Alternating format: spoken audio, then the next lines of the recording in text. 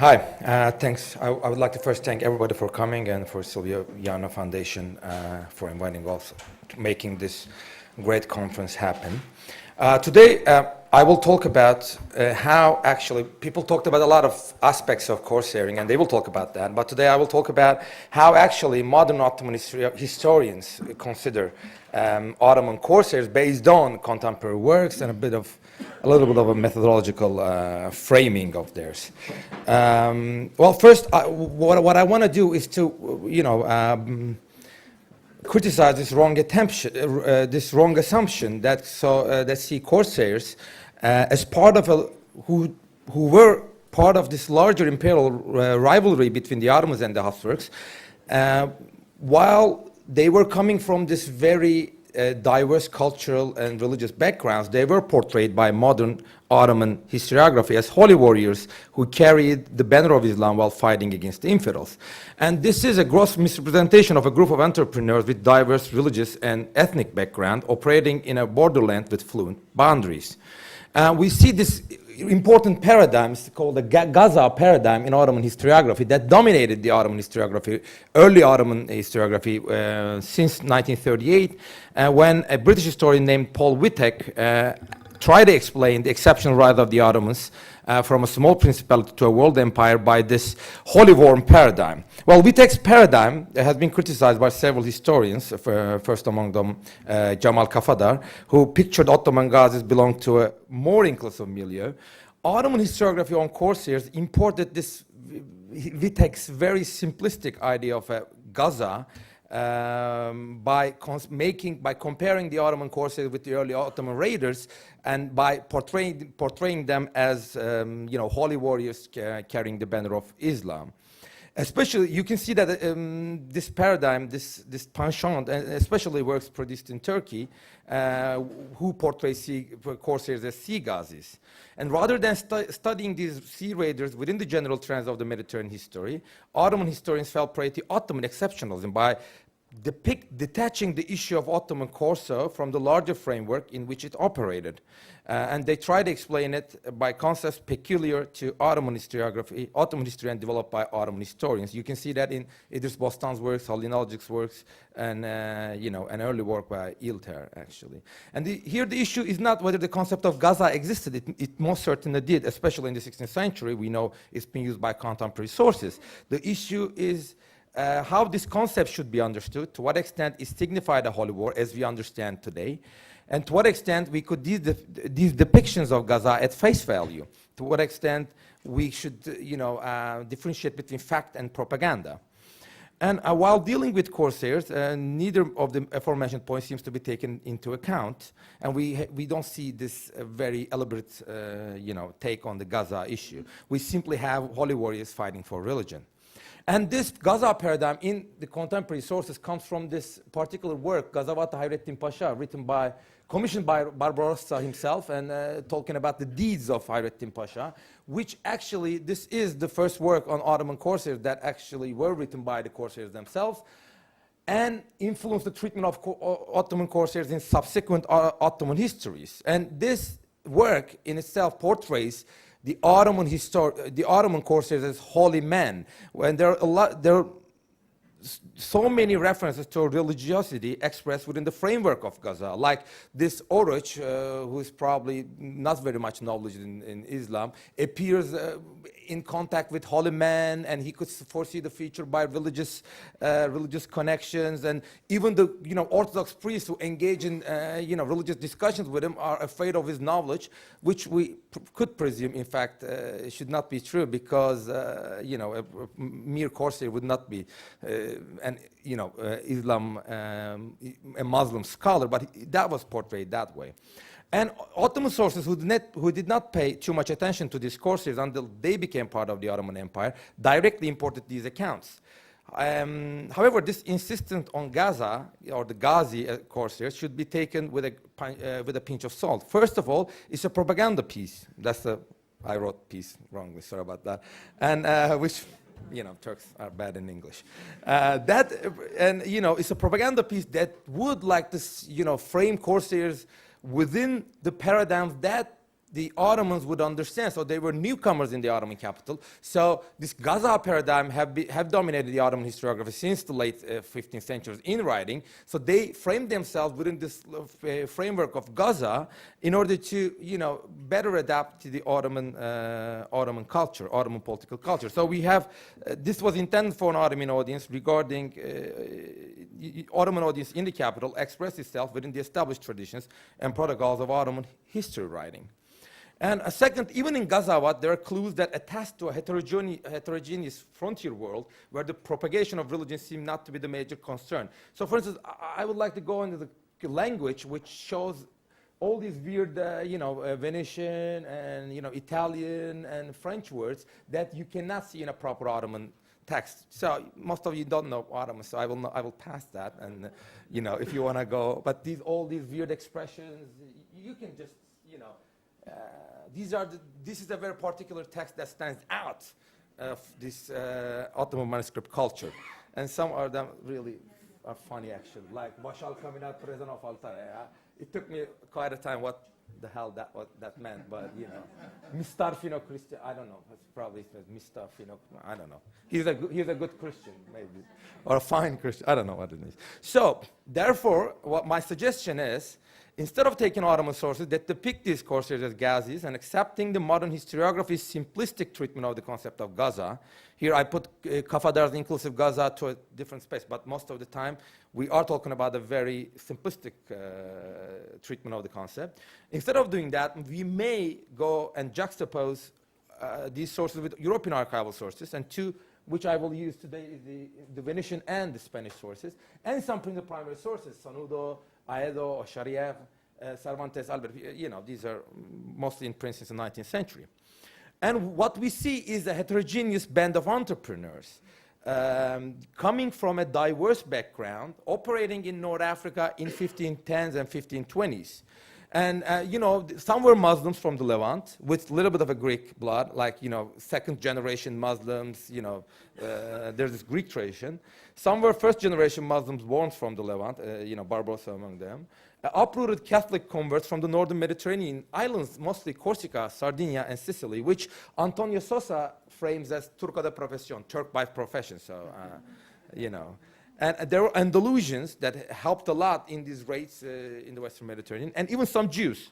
And actually, Antonio Sosa depicts Algiers, there's this really good quotation, that including people from 52 different lands. And he says, there is no single Christian nation you cannot find in Algiers at the time. So it's a very, and we know that even when these guys came to Istanbul, they had a hard time blending in. They had no education at all. They didn't know Turkish culture, and they come from non-Turkic background. For instance, Hassan Veneziano, a future Grand Admiral, knew only 25 words in 1577. That was the year when he became this governor of Thessalonica, and months later, the governor general of Algiers. So he knew not. Ulucali, the most important of all, couldn't read, neither in Ottoman nor in Italian. And after many years in the capital, even when he was considered a respectable Ottoman Pasha, now he's a settled Ottoman Pasha at the end of his career, he always expressed his desire to go back to North African frontier where the money is. So you see. And we see, in spite of this, the Ottomans on the one hand, the Habsburgs on the other, the political panorama in North Africa was not 100% Christian versus Muslim. We know that Habsburgs had several Muslim allies, such as Tunis. We also know Corpus cooperated closely with Christian powers, such as the French Ports, and I will talk about that later. Corsairs fought with most Muslim rulers in the region, Tunis, Tlemcen. They invaded these countries who were allied to these Christian Habsburgs. And moreover, on a personal level, you know that most of the renegade Corsairs kept their relationship with their families, friends, and more important, their monarchs intact. So I have an article coming up about that, but it's not published yet. And we know that French, especially with French, the Corsairs had really established relations. We know that the Ottoman fleet, led by Hayrettin, wintered in Toulon in 1543. We know that French ships accompanied the Ottoman fleet when they were raging the Tyrrhenian and Ligurian seas. We know the Ottoman French did join operations in support of Corsican rebels. The 32 French galleys were present in the Algerian siege of Mersil Kebir, And there were also close commercial relationships, especially between Marseille and Algiers. So much so that when Marseille refused to bow down to Henry de Navarre, the Ottomans ordered the Governor General of Algeria to convince the Marseillaise, and failing that, use force. And we know that there's a French consulate in Algiers, to be followed by others in Tripoli and Tunis, and Ottomans ordered Algerians to help against the Spaniards. And also there was this trust issue. We know that after Lepanto, when Algerians were really afraid of an impending coming up Habsburg attack, and they realized that Istanbul couldn't protect them, they even discussed, offered French king to take them under his suzerainty, like protection. And it's still indicative that this kind of an offer is even being contemplated, let alone made. And the French king refused, but only because the French ambassador in Constantinople insisted that he should refuse. And rumor had it, according to a Spanish document from Simancas, that the French even considered leaving garrisons in Algiers, Beaune, and the newly conquered Tunis in 1571. And we know that the Corsairs did not have always this nice relationship with the Muslims, and Barbarossa's brothers started, for instance, their careers under the aegis of the Tunisian Sultan, but then turned against this Tunisian Sultan and, started fighting with him. Even though, is this Barbarossa's, spirit coming? Even though it was the Algerian people themselves who invited Barbarossa brothers to come and rule Algiers, soon the people and the Corsairs ran into problems. Hayrettin executed the leader of Algerian notables, such as Selim el-Toumi. He then attacked Tenis and Tlemcen. Actually, Oruç was killed after he after he conquered the Muslim fortress. He was killed by Christians, allied to the Muslims. So it would tell you how this frontier thing works. And we know that we know of two Corsair descent upon Tunis in 1534 and 1569, and we know about expeditions into Morocco, and we know that the Corsairs did not give much substantial help to Moriscos, another typo on my behalf. So this Christian-Muslim thing that does not work well. And we know on a personal level that these guys, these renegade guys, mostly coming from Christian background, all Corsairs did not come from Christian background, but most did, could not forsake their past. And recent studies on conversion tell us that the converts are having trouble severing ties with their past, retaining their familial relations, continuing using their maternal tongues, and keeping traces of their former faith, and even retaining their clothing habits. Moreover, these guys built alliances and established political networks, the Corsairs, alongside common geographical, ethnic, and linguistic origins. So we know that they actually, Sardinians allied with Sardinians. These are all, Tobias Graf's dissertation talks about that very nicely, that renegades had these all geographical, ethnic, and linguistic alliances, groups. And thanks to European sources, we can recover negotiations of defection between Corsairs and European agents. Okay, so could these renegade guys be lured back into Christianity with a part of the Ottoman fleet, and of course, during a battle? So there were a number of negotiations like that. And so, while some of these negotiations took place with renegades, thus the issue is turning back to Christianity and obedience to one's natural monarch, so you're calling a Christian back. Some was made with born Muslims, thus carrying a strictly political language. So some is about, in some of them you are negotiating with a Christian renegade, in the other, but we also have negotiations with a Muslim-born person for political reasons. Well, for the first, I can give you a couple of examples. One is a round of negotiations in the 1560s and 1570s that started in Algiers and went on in Istanbul between a number of Habsburg go-betweens, Spanish go-betweens, and Uluç Ali Pasha, a Calabrian renegade. And there's an article that comes up, still, it never comes up. Anyways, they made me write this in 15 days. It's been 9 months they didn't publish. Negotiations between Habsburg agents and Hassan Ağa, the Governor General of Algeria, in the 1540s, and negotiations between Habsburg agents and Jigalzade Yusuf Sinan Pasha, the Ottoman Grand Admiral and a Genoese renegade. So they all negotiated with these Christian monarchs, their former monarchs, in order to, both sides were trying to maximize their aim. But there were really material discussions. And we know that Habsburgs negotiated with Barbaros Hayrettin Pasha, and they also negotiated with Mehmet Pasha. This is not a very known episode, this one, the son of the renowned Corsair Salih Reis and former governor of Algeria. In none of these issues, conversion was not an issue. Because they were about to fight, right? They were about to come back, and they didn't offer to come back to Christianity. They were Muslims, but they, negotiated their own terms. It is important to note that these born Muslims were not conflicted by their trans-imperial background, but they negotiated with rational calculations in mind. Even though none of these high-level negotiations bore any fruits, it is still indicative that these pashas entered into these negotiations. And some negotiated seriously, making promises and asking for arrangements. And some refused right away, like Uluç several times. He's really dismissive. He didn't like Philip II at all. But even those who did not accept, they did not give in these agents. They did not have them arrested, but they just let them go, or they did not allow the plot discovered. So, moreover, it should not be forgotten that some of similar negotiations bore fruit on medium and low-level officials who actually defected from one side to the other, and great diplomatic scandals. Right? Finally, a good number of these renegade corsairs served as informants and even saboteurs for Habsburg Secret Service, as documented by Spanish sources. So you know that it's not like these are all empty talks, but they provide other services, which was for which these governments paid too much money, which means that they really appreciated their service. So why Ottoman exceptionalism? Of course, a rhetorical question. The Ottoman historians are always exceptionalists. Whatever, the supermarkets in the Ottoman Empire, Ottoman creation. This insistence of portraying Ottomans, this insistence of portraying Ottoman sea Gazis separately from the main currents of the Mediterranean history and the economy of piracy and ransoming stems from three intellectual tendencies. One is the reaction to the idea that the Ottoman civilization did not create something on its own, and it's something that goes back to the early 20th century, where we have Herbert Gibbon Fuat Köprülü discussion when this American guy insisted that the Ottomans could not create something, but they just used Byzantine heritage legacy, a theory which you may like, but it doesn't reflect the truth that much. So these, dumb Turks so the Fuat Köprülü responded, but there is still this defensive thing that, you see a similar sense of pride in literature, especially in Turkey, who portray these courses as Turkish seamen, a proof of the prevalent assumption, even among Turks prevalent, that the Turks are not a sailor nation.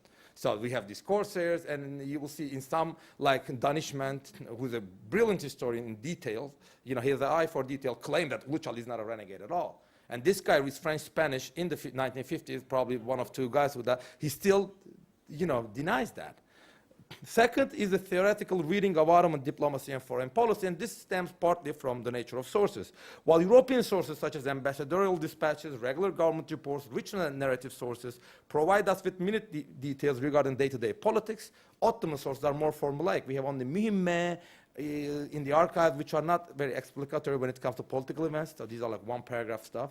Not an effective chancellor leaving records of discussions in the divan, so we don't have any, we don't have. So we have a limited number of manuscripts, which is more literature than history, so it's not very explicatory. They are not very explicatory as well. Most of them inedited also, so we're relying on a very no source base. Thus, Ottoman diplomacy is studied along the theoretical formula with 2 minutes, right? Between Darul Islam, abode of Islam, on the one hand, and the Dar al-Harb, abode of war, on the other. So there's this conflicting theoretical world indicated in the Islamic law, while in fact reality is much more complicated. Again, self-advertisement. Might come up article. Well, you got to sell yourself, right? This impedes us to see the divergence between theory and practice of Ottoman diplomacy with European powers, and reduce our treatment of a complicated and multicultural phenomenon such as Mediterranean Corso to a Huntingtonian approach of clash of civilizations. Finally, the third reason could be an obvious parallel with their Christian brethren, the organized around just religious monastic orders such as Knights of St. John and Knights of St. Stephen. But however, this also is something that is very problematic because North Africa is neither Malta nor Pisa, and we're talking about a much bigger enterprise with a much more diverse background, much more pluralistic society. It's even called a republic of renegades. And so today I try to demonstrate the heterogeneous nature of the Western Mediterranean borderlands, where the traditional religious frontiers, theoretical products of central governments and their propaganda apparatus simply collapsed. They are fluid. And the center-frontier dichotomy, where the language of the center, the gaza, is imposed upon the frontier, right? who employed this language to justify the empire's political and economic advantages that of cooperation with them. And the modus operandi of these corsairs, what was I can't even understand what I'm sorry about that. Motives of these self-seeking entrepreneur corsairs of diverse ethnic, religious, and geographical background, which Ottoman historiography easily collapsed into a single category, that of Ghazis. And this is a misrepresentation. Thank you very much.